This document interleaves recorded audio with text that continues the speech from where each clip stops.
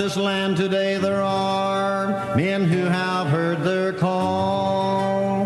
They are our faithful ministers, God's watchmen on the wall. There is a special crown for them in heaven, so I'm told. God bless these faithful ministers, they're watching for our soul. Welcome to the Watchman's Call. We invite you to study with us the ancient prophecies of the Bible and witness their fulfillment in our modern times. I see an ancient city surrounded by a wall, and as the night approaches, I hear a watchman call.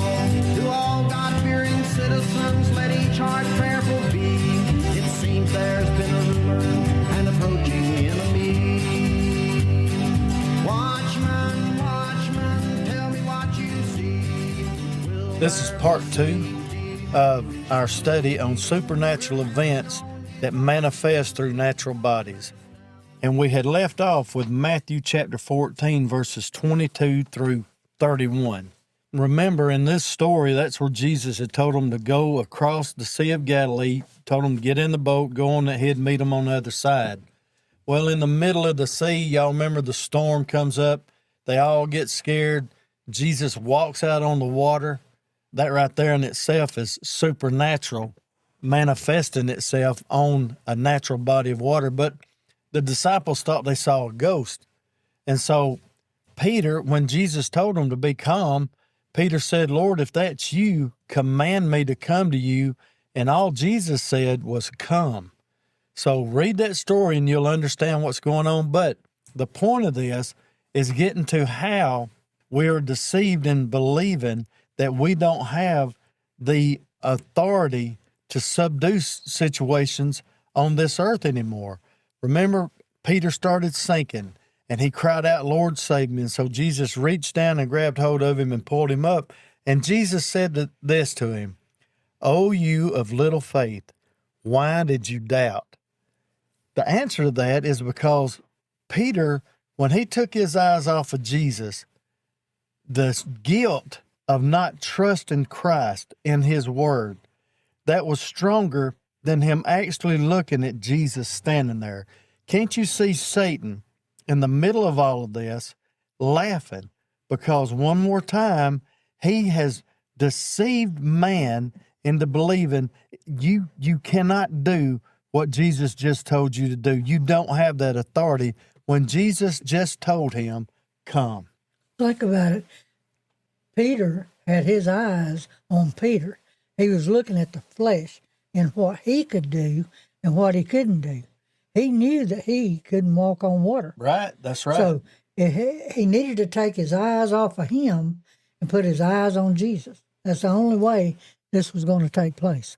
Well, how often does that happen today? Same thing. Every day. That's the deception that Satan uses in our, not just the sin, but the guilt and the shame of that sin. He uses that against us.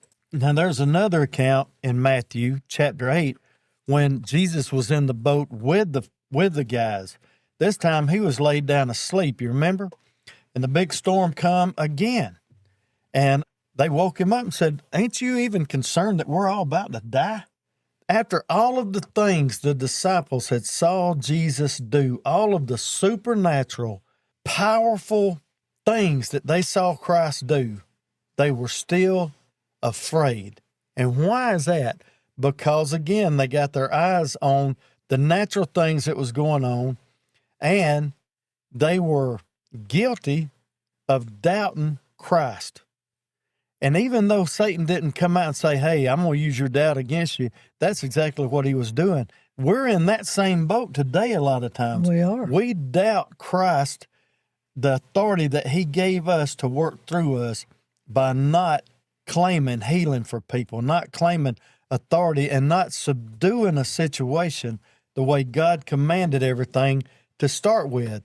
And remember, Jesus said in verse 26, this is Matthew chapter 8, he said to them, why are you fearful, O you of little faith? So the men marveled, and Jesus arose, he rebuked the winds of the sea, he rebuked all that, everything calmed down, and they said, who is this, that even the winds and the sea obey him? Because they already knew this, the truth was hid from them. The truth was still there, just like we said, but because Satan is so smart in the things that he does, he used their guilt to deceive them into not believing that they was going to be saved. How about Matthew chapter 10, verses 7 and 8? Now, this one goes along with what Gail was talking about in the first part of this study where she was talking about Paul. Jesus told him, he said, as you go preaching, the kingdom of heaven is at hand. He said, heal the sick, cleanse the leper, raise the dead, cast out demons. Freely you have received, freely give. Here's a simple way to understand that, folks. You received salvation freely. It was given to you freely, but there was a great price paid for that salvation. You received that. And in that salvation, you received healing from the sin that was in your life. The other things that we received in that was the power to subdue and take dominion and control and authority over everything that creeps on the earth. When you are born again, God indwells that spirit, that power within you. Freely you have received, freely give. The supernatural storm, they saw Jesus, or the natural storm that they saw Jesus subdue it, and he took control over it and he calmed it down. We still have that with us. The authority was still there waiting on us to reclaim it and start back using it the way we were instructed to do all the way back in Genesis. Nothing's changed, folks. Nothing's changed as far as what God said. Matthew 10, 19 through 20. This is where Jesus was telling the disciples and telling us. He said, but when they deliver you up, when they bring you up and they start making accusations against you, don't worry about how or what you're going to say, for it will be given to you in that hour what you should speak. For it is not you who speaks, but the Spirit, the supernatural, the Spirit of your supernatural Father who speaks in the natural you. We have to believe that God himself will give us the words in the time of need. That's what Jesus just told them, right? The supernatural will actually speak through you in a time when it's needed the most. Now, for anybody that's worried about all this stuff, look at Luke chapter 10, verses 16 through 20. Jesus said, he who hears you hears me. When they hear you speaking, they actually are hearing me speaking. Remember, Gail was talking about the power of attorney. When you have the power of attorney, you're speaking for someone else.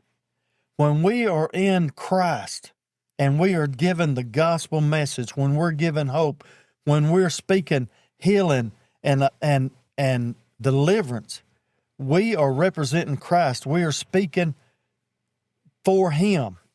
He says, he who hears you hears me. He who rejects you rejects me. And he who rejects me, very important, rejects him who sent me. So folks, see, we're not just representing Christ. We're not just representing Jesus, our Messiah. We are representing God, the Father. We're representing the very power that he gave Adam and Eve in the very beginning. Subdue the earth. Take control over it.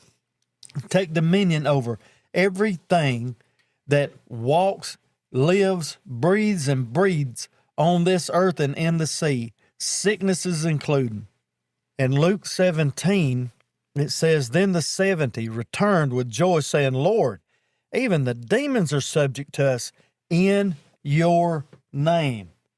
You got to pay attention to that. In your name, by your authority, they are subject to us. Legal power of attorney. That's exactly how it works, folks. And he said to them, I saw Satan fall like lightning from heaven. Behold, I give you the authority. Again, I give you the authority to trample on serpents and scorpions and over all the powers of the enemy, and nothing shall by any means hurt you.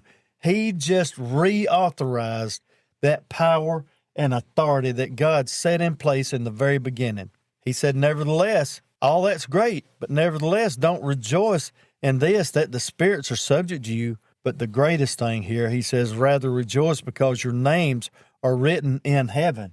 How much more powerful is our names being written in heaven than having the power to cast out demons and sickness and raise the dead? That's what an awesome, mighty gift salvation is. The authority to subdue things on this earth is just it's a bonus. You know, Gerald, I believe that God realized he was talking to humans here. I believe he realized, and still realizes today, that he's using humans to get spiritual things done. We're like channels, and we're not perfect. He's perfect. And see, the devil just loves when you mess up or you fall, you trip over something, you do something you shouldn't, like you said. Maybe you do something you shouldn't have done or don't do something you should have done. You know, Paul addresses that in Romans 8, chapter 7 and 8, I believe. You know, there's a lot of things that we shouldn't be doing that we do, and a lot of things, you know, vice versa. Anyway, the gifts and calling of God are considered irrevocable. Romans 11:29 talks about that, meaning that God doesn't take back the spiritual gifts, the talents, or the calling that he has bestowed upon a person. Remember, it ain't all about you. A lot of it is about who he's going to send you to or who he's going to use you to get to. And that's not always a pretty place. And it definitely is not always a comfortable place. We have really wound up in some hard places, you know, that's not where we expected to go, to have a nugget of gold come out of that. Somebody be born again. You know, you think, man, what am I doing here? How did I get in this situation? But God brought it about for the good. And sometimes it is about where he's sending you more than who you are. When you go in there, don't go in announcing who you are. While a person can misuse the gifts, and if they misuse the gifts, they're going to face consequences for that. There's a penalty to pay for that.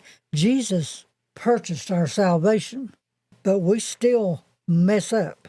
That underlying power, him, the hope of the world, is still alive in us. You know, God don't change his mind about the gifts and calling that he gives us, as they're not based on human performance, as they are based on grace. They're based on him.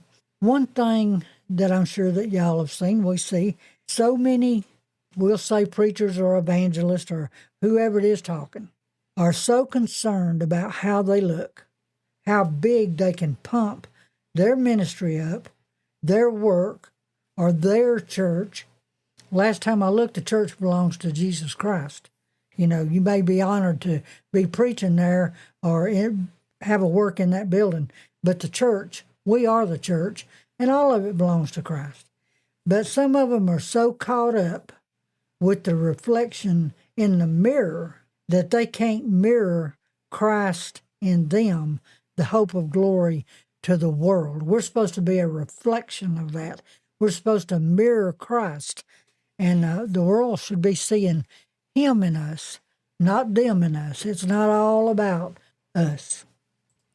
You know, that is exactly right. And one of the last things that Jesus did to set all that straight, which he's talking about, when he was hanging on the cross, he said, "It is finished." And he bowed his head and he gave up his spirit. So now that supernatural that had came into this world just left this world and went back into the supernatural. And y'all know how everything goes after that with the being below for 3 days, all of that. We're not talking about all that right now. But because of him doing all that he did, paid the price for sin again and made it where there was nothing between us and God. Y'all remember the story, how it goes about the veil was rent in the temple, ripped, in other words, from the top to the bottom. Now, the reason that's a big deal is because that wasn't a 2 or 3 foot tall veil. That was a very tall, nobody could get up to the top of it. So anyway, God opened it up because of Jesus. He opened the temple up. He opened his throne room up for us, natural people, to be able to walk into the presence of a supernatural God and cry our hearts out, give him all our problems, for us to take our natural problems and lay them into the supernatural realm. That's why it's so important for us to be able to take control and subdue this natural world by using the power that he set in motion and he set at play, I guess you could say, in the whole new beginning of this thing. Now, what Jesus also did, even though the power and the authority and all of that never was took away, he actually restored us back to our rightful position of authority through him over all living things. That just reminds me of the garden when Adam could walk and talk with God, or God walked and talked with Adam. Now, since that veil has been rent, we have access to the same God that talked to Adam. The same power, and through Jesus Christ that gave us that power. Think about being restored back to the time of walking with God. Wow. Well, that's when Christ died, that's exactly right. That's exactly where he put us, right back in the footsteps, spiritually speaking, as Adam was naturally. But even though it's spiritually speaking, it's for our natural bodies. I'm not trying to confuse people, but it's amazing to think about that. Well, we're spirit and flesh. We're carnal and supernatural, all wrapped up in one package here. Right. So how did Jesus restore us? What all happened when he restored us back to our rightful position? How did he do that? Again, remember, we was talking about how Satan uses deception. He uses our shame and our guilt of everything we've done to deceive us into believing we can't do that no more. Jesus took all of our shame. Friends, he took all of our guilt. He took all of our sin, and he wrapped all of that around his body that was beat so bad he barely could walk. After he wrapped himself in all of our sin and our shame and our grief in the eyes of Satan and the whole world, Satan was watching this. Then he picked that cross up and loaded it right up on top of that. And he drug all of that stuff up Calvary's Hill to a certain spot. Not a big glorious platform, but a certain spot that he came here for. This spot had been used who knows how many other times. And this spot, like I said, it wasn't a big platform. He wasn't about to give a speech. This spot probably wasn't no bigger than 10 or 12 inches around. It was an empty hole. And like I said, who knows how many times this same hole had been used before. But today, this hole had a supernatural job to do. It had to hold up the Messiah, the Savior of the world. Satan thought he had finally won. Can't you just imagine how the demons were howling in hell? How the demons all throughout the world were just on a rampage like a crazy party they was having. Satan and his entire kingdom was about to lay claim to their greatest victory against God since the great deception in the garden. All hell was raging. Yeah, because they thought that they had murdered the King of Glory. How insane can you get? What did Jesus say? You can't take my life from me. I lay it down. He came here for this purpose. So Jesus wasn't murdered on Calvary. He came here to walk that hill. And he done just exactly what he stepped on this earth to do. And he's coming back for greater than that. That's right. Now picture this. Once Christ got to the top of Calvary, he dropped that cross. It hit the ground, and Satan was grinning the whole time. He watched the soldiers grab a hold of Jesus, lay him down on top of it, stretched his arm out. And for the ones of you that don't know much about the crucifixion, they would hit their fingers with those hammers and bust their fingers open. It was just part of it. They opened up Christ's hands after that and started driving the nails in. I can imagine Satan laughing with every hit of the hammer. And then finally comes the time that the devil has been waiting for as they raised the cross up and it started sliding into the hole. He raised his fist toward heaven in total defiance of God. One more time, when that cross hit the bottom of that hard thud, when it hit the bottom, it just was solid. And Satan roared out, "I've won." This is in the supernatural. I've won. He watched as the life slowly drained out of the body of Jesus. When Jesus said, "It is finished," something happened. You see, before that, Satan had people, the spiritual leaders, mocking him. They would even come up to him and say, "If you're really Christ, come down off the cross. If you really are a healer, heal yourself," mocking him the whole time.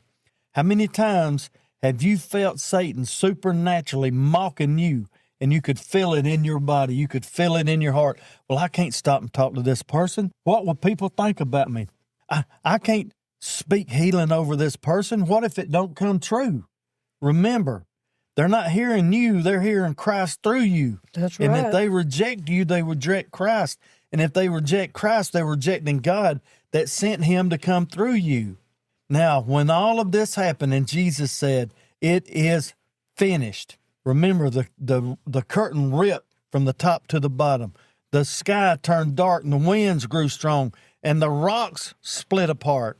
The demons that were partying and howling and just in a rave, just all excited about Jesus dying, all of a sudden they went quiet. They was trying to find somewhere to hide. They were trembling. And Satan looked around, I can imagine, and said, "What is this?" He had to think, what's going on? What happened? We had him. He's dead. We had him. See, Jesus took that cross and he turned it into a stake, and he staked his claim. When that cross hit the bottom of the hole, he would defeat death and the grave. He paid the price for sin, and in that, he redeemed mankind. He restored us again, folks. He restored us again. So here we are in the present day. After all that we've witnessed through time, we went all the way back to Genesis, and we've walked through the pages of the Bible. We've walked through the Old Testament, through the New Testament. We walked with Christ to the cross, and now here we are in present day. And I know we hear about miracles ever so often, but it's supposed to be every day, Gail. Right. It's not supposed to be something, "Wow, did you hear about this thing that happened at this certain place?" It's supposed to be, "Yeah, well, I mean, that's been happening all over here and all over there." So what happened? What changed? Or better yet, who changed? Did God get weaker? No, God didn't get weaker. Right, is the gift no more good? How about this? Did Satan get stronger? No, Satan didn't get no stronger. He don't have any more power than he had from the beginning.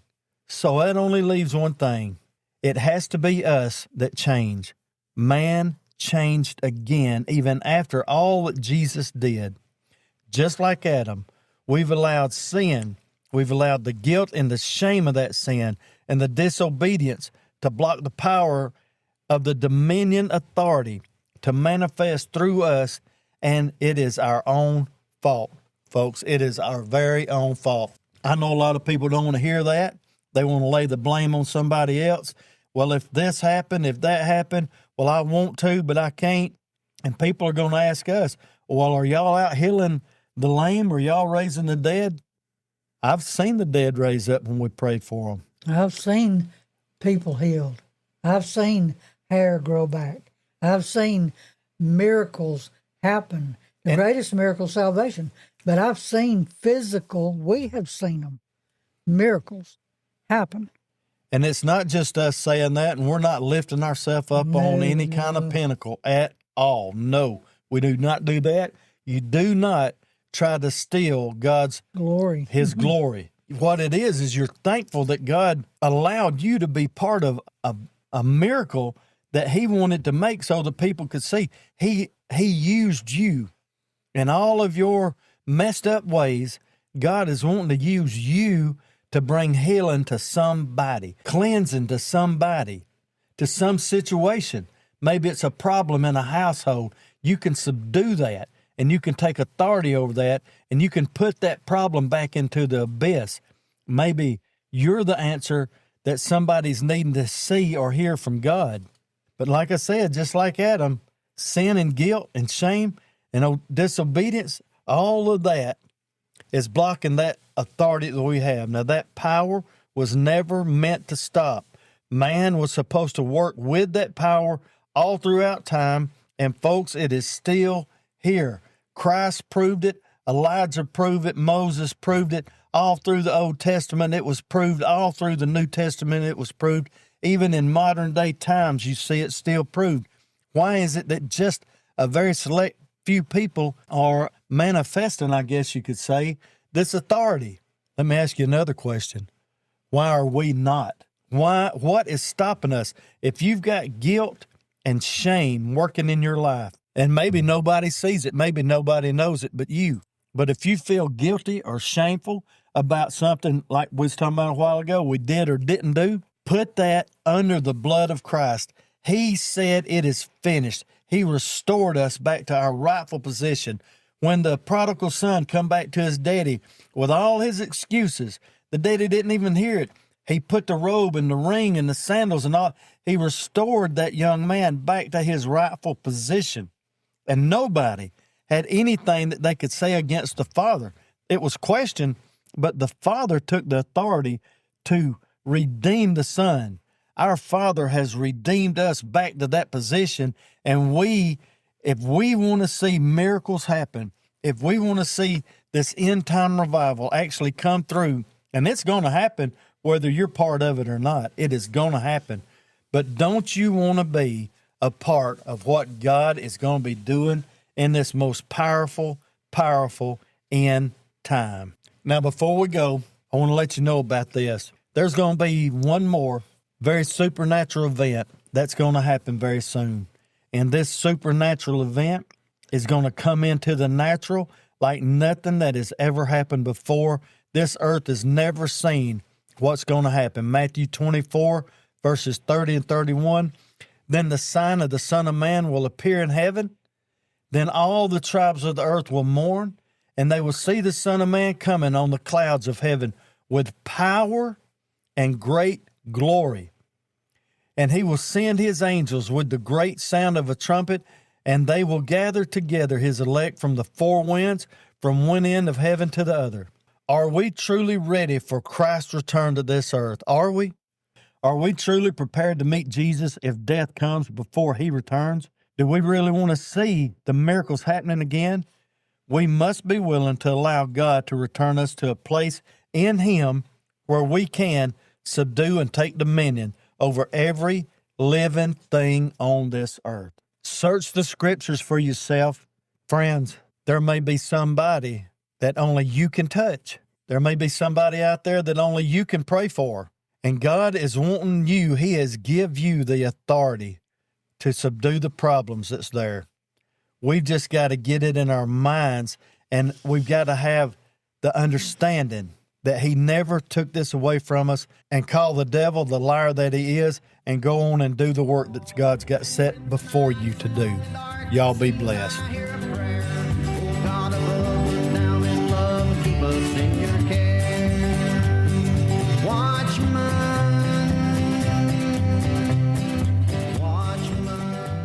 Thank you for joining with us here at the Watchman's Call. My friends, Jesus is coming back very soon. The signs for his return are showing up all over the world, even as we speak right now. Our job is to reach as many people as we can and warn them about his return. And you can help us do that by sharing these messages with everybody you know. That means the saint and the sinner. Everyone must be warned, and we don't have much time left. Y'all be blessed and keep watching. And remember, leave us a comment to let us know your thoughts and concerns.